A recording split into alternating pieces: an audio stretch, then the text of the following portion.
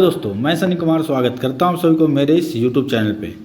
I hope आप लोग अच्छे होंगे और आपकी तैयारी बहुत अच्छी चल रही होगी। आज हम लोग लूसेंट बुक में 43 नंबर टॉपिक को पढ़ने वाले हैं, जिस टॉपिक का नाम है सिख और उसके अंग्रेज़ों से संबंध। इससे पहले जो भी टॉपिक है हमने बहुत अच्छे से कंप्लीट कर रखा है। अगर आपको इससे पिछला वीडियो देखना है तो मेरे यूट्यूब के प्लेलिस्ट में जाएँ, वहाँ पर सारी वीडियो आपको बहुत अच्छे से डिटेल में समझाई गई है। आप लोग उसे देखें और नोटबुक में उसे नोट करें। तो चलिए हम लोग इस टॉपिक को स्टार्ट करते हैं। आप लोग अपना नोटबुक और पेन साथ में रखिए, साथ में लूसेंट बुक भी रखिए, ताकि लाइन बाय लाइन मैं आपको पढ़ाऊं तो आप उसे मिलाते चलिएगा। और इससे एक्स्ट्रा फैक्ट मैं बताऊं तो उसे नोट कीजिएगा, क्योंकि जो भी मैं चीज़ें आपको बताऊँगा वो आपके एग्ज़ाम में पूछी गई होगी, प्रीवियस ईयर का क्वेश्चन ही होगा। तो चलिए शुरू करते हैं। सिख एवं अंग्रेज़ों से संबंध। तो सबसे पहले जान लें कि जो सिख संप्रदाय है उसकी स्थापना करने का श्रेय गुरु नानक को जाता है।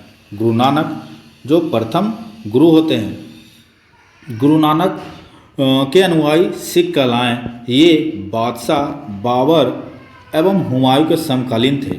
और एक बात और लिखेगा, ये सिकंदर लोदी के भी समकालीन थे। ये भी एग्जाम में क्वेश्चन पूछा गया। सिकंदर जिसे बाबर ने हराया था, सिकंदर लोदी पानीपत के युद्ध में, तो ये सिकंदर लोदी के भी समकालीन थे। ये भी आप लिखिएगा। थोड़े समय बात कर लूँ गुरु नानक के बारे में। तो गुरु नानक के बारे में कुछ जानते हैं। सबसे पहले जान लें कि गुरु नानक का जो जन्म होता है वो तालवंडी में होता है। तालवंडी आप लोग साथ साथ नोट कीजिएगा। जो भी चीज़ें इसमें नहीं है मैं एक्स्ट्रा लिखाऊंगा, जो आपके एग्ज़ाम में हमेशा पूछे जाते हैं। तो इसकी जो जन्म होता है, गुरु नानक का जन्म जो होता है वो तालवंडी में होता है। तालवंडी ये पाकिस्तान में पड़ता है। अभी वर्तमान में तालवंडी कहाँ, पाकिस्तान में। इनका जो जन्म होता है ये 1469 में होता है। 1469 में इनका जन्म होता है। ये एकेश्वरवाद पर विश्वास करते थे, एक ईश्वर को मानते थे।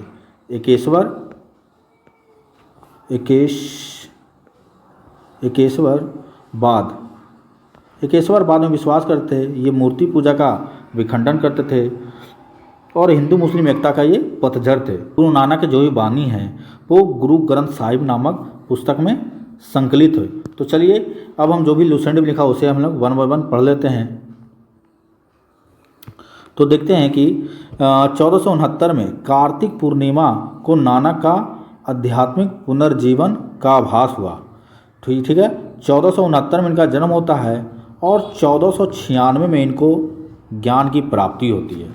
ठीक है, इनको क्या होती है, ज्ञान की प्राप्ति होती है 1496 में। उसके बाद देखते हैं कि गुरु ने गुरु का लंगर नामक निःशुल्क सहभागी भोजनालय स्थापित किया। इन्होंने लंगर व्यवस्था की स्थापना की। गुरु नानक ने अनेक स्थानों पर संगत, जिसे धर्मशाला के रूप में जाना जाता है, और पंगत यानी संगत और पंगत की स्थापना की, जिसे लंगर बोलते हैं, संगत जिसे धर्मशाला बोलते हैं, इसकी स्थापना की। ठीक है, संगत और पंगत को गुरु नानक के अनुयायियों के लिए एक संस्था का कार्य किया, जहां वे प्रतिदिन मिलते थे और भोजन करते थे। यानी जितने भी इनके अनुयायी थे, जिन्हें सिख कहा गया, वो आकर प्रतिदिन यहाँ पर मिलते थे संगत में। गुरु नानक 1538 में करतारपुर में इनकी मृत्यु हो गई। ये करतारपुर भी पाकिस्तान में पड़ता है। और इनका जन्म कहाँ हुआ था, तो 1469 में तालवंडी पाकिस्तान हुआ था। चलिए आगे देखते हैं। फिर इनका जो अनुयायी होता है उनका नाम गुरु अंगद होता है, जो सिखों के दूसरे गुरु थे। इनका प्रारंभिक नाम जो था वो लाना था। बहुत बार एग्जाम क्वेश्चन पूछा गया है कि गुरु नानक का प्रारंभिक नाम किसे क्या था, लाना था। लाना सिंह किनका नाम था, तो गुरु अंगद का, जो सिखों के दूसरे गुरु बने। चलिए आगे देखते हैं। तो बोल रहा है कि इन्होंने नानक द्वारा शुरू की गई लंगर व्यवस्था जो थी, जो खाना बैठा जाता लंगर व्यवस्था में, उसे अस्थायी बना दिया। यह हमेशा अभी तक चलता है। पंजाब में बहुत सारे गुरुद्वारे, वहाँ पर भोजन फ्री मिलता है। यानी आप जाइए, प्लेट उठाइए और भोजन खाइए। बहुत जगह गुरुद्वारा देश में बहुत जगह पर ये फ्री में वहाँ पर खाना मिलता है। एक चीज़ और जो क्वेश्चन पूछा जाता है गुरु अंगद से, उन्होंने गुरुमुख लिपि आरंभ किया। ये बहुत बार क्वेश्चन पूछा गया है कि गुरुमुख लिखी का आरंभ किसने किया, तो ये गुरु अंगद ने। ये आपके एग्जाम के लिए VVI क्वेश्चन, ऐसे ध्यान रखिएगा। अब देखते हैं सिखों के तीसरे गुरु। तो सिखों के जो तीसरे गुरु थे वो गुरु अमरदास थे, है ना। सिखों के तीसरे गुरु अमरदास थे। गुरु अमरदास ने हिंदुओं से अलग होने वाले कई काम किए। अभी तक हिंदू और सिख बहुत रेयर केस में अलग माने जाते थे, यानी इनकी जितनी भी कल्चर थी हिंदुओं से मिलती जुलती थी। लेकिन देखते हैं कि जो अमरदास थे, अमरदास ने हिंदुओं से अलग विवाह पद्धति बनाई, यानी सिखों की अलग व्यवस्था बनाई, शादी की, उसको बोला गया लावन। तो है ना, यानी सिखों में जो शादी की व्यवस्था है उसे लावन कहा गया। अकबर, अब देखते हैं कि अकबर ने गुरु अमरदास से गोविंद काल जाकर भेंट किया। ये भी आपके एग्जाम में क्वेश्चन पूछा जाएगा कि सिखों के कौन से गुरु थे जिससे अकबर ने जाकर मिला, स्वयं जाकर मिला, तो कौन थे वो, अमरदास। ये भी आप बात ध्यान से नोट कीजिएगा।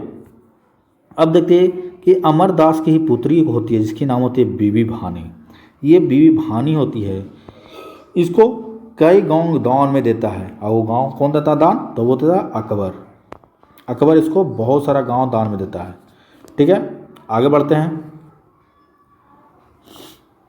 तो लिखा गया है अमरदास ने 22 गद्दियों की स्थापना की।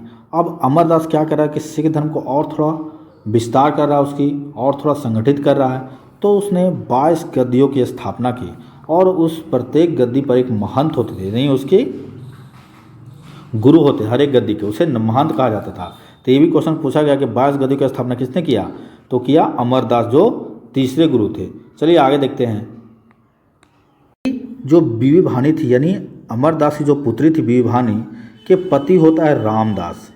ये ध्यान रखिएगा, ये रामदास चौथा गुरु होता है सिखों का। तो बीबी भानी का पति रामदास ने सिखों के चौथे गुरु हुए, है ना, यानी ये अमरदास का दामाद होता है। अकबर ने बीबी भानी को 500 बीघा भूमि दान में दिया था, है ना, वो 500 बीघा भूमि दान में दिया था अकबर। किसे हो, तो बीबी भानी को। बीबी भानी कौन थी, अमरदास की पुत्री थी।